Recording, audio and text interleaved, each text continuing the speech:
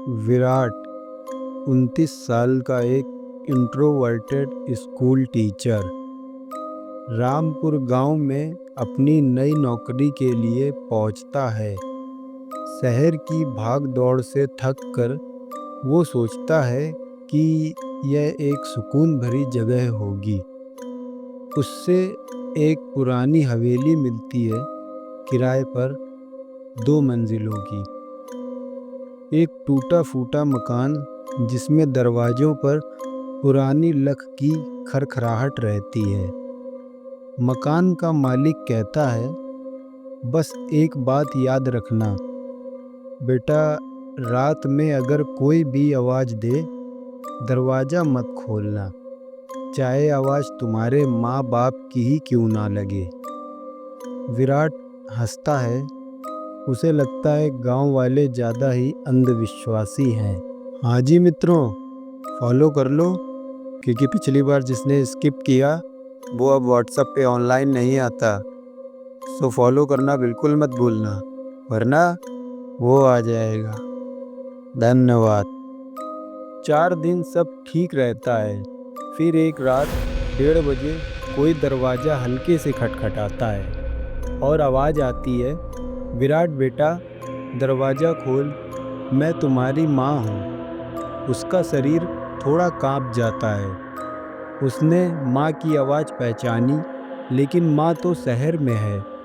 विराट दरवाज़ा नहीं खोलता।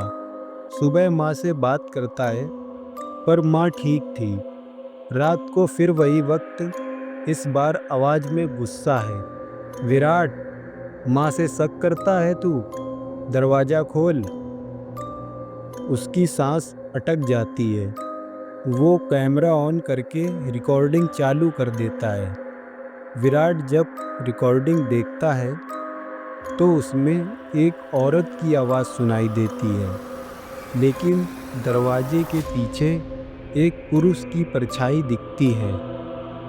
उसने सेल्फी ली, लेकिन फोटो में उसके पीछे एक दूसरा विराट खड़ा था।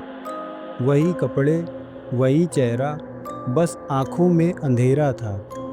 उसका चेहरा हल्के से स्मज जैसा था, जैसे किसी ने गलत ब्रश से पेंट किया हो। उस दिन से घर में अजीब चीज़ें होने लगती हैं। बत्तियां खुद ब खुद जलती बुझती हैं। घड़ी हमेशा 1:30 बजे रुक जाती है। मिरर में अक्स 1 सेकंड लेट चलता है। एक दिन स्कूल में एक स्टूडेंट कहता है, सर आप तो कल भी आए थे, पर आप ज़्यादा अजीब बोल रहे थे। आंखें खाली लग रही थी। विराट का दिमाग चकरा जाता है। उसने तो कल छुट्टी ली थी। उस रात को वो कैमरा लगाकर सोता है। सुबह फुटेज देखता है। उसका डुप्लीकेट घर में घूम रहा था। दरवाजे पे खड़ा होकर आवाज़ दे रहा था, विराट अंदर क्यों छुपा है, मैं तो तू है। विराट को लगता है उसका दिमाग घूम रहा है, लेकिन गांव वाले कहते हैं ये छलावा है। पहले यादें चुराता है, फिर चेहरा, फिर तुम खुद अपने आप को भूल जाते हो। विराट रोज एक डायरी लिखने लगता है ताकि वो खुद को याद रख सके। एक दिन डायरी में लिखा होता है, मैं असली विराट नहीं हूँ। असली विराट दरवाजे के पीछे छुप गया है। मैं उसका साया हूँ। उसने ये कब लिखा? एक रात विराट ने दरवाज़ा खोल दिया। अंदर से एक आदमी आया, बिना चेहरे का। वो आदमी बोलता है, तेरे अंदर जगह चाहिए, तू बाहर आ जा। और जब विराट होश में आया, वो घर के बाहर खड़ा था, दरवाज़ा बंद। उसके अंदर से उसका डुप्लीकेट देखकर मुस्कुरा रहा था। विराट अपने हाल से परेशान होकर रामपुर के पुराने मंदिर जाता है। वहाँ उसे मिलता है एक अंधा बाबा, बाबा कलिंगा। जो बस इतना कहता है, तेरे चेहरे पे 2 साया है, एक तेरा नहीं है। विराट हैरान होता है, आप कैसे जानते हैं बाबा? बाबा मुस्कुराता है और कहता है, क्योंकि मैंने उसे देखा है, छलावा को, और उसने मेरी आंखें ले ली थी, लेकिन मेरी यादें छोड़ गया। विराट ने पूछा, वो कैसे? तो बाबा कलिंगा कहते हैं, 50 साल पहले मैं एक तांत्रिक था जो आत्माओं को बंद करने का काम करता था। एक बार मैंने एक आकर्षित आत्मा को बुलाया जो रूप बदल सकती थी, यादें चुरा सकती थी, छलावा। पर उस दिन मंत्र गलत हो गया और छलावा मेरे अंदर घुस गया। फिर उसने एक मासूम लड़की का रूप लेकर मुझे अंधा कर दिया। मेरी आँखों के जरिए दुनिया देखता रहा, पर मैंने एक त्रिकाल मंत्र से उसे अपने से अलग कर दिया।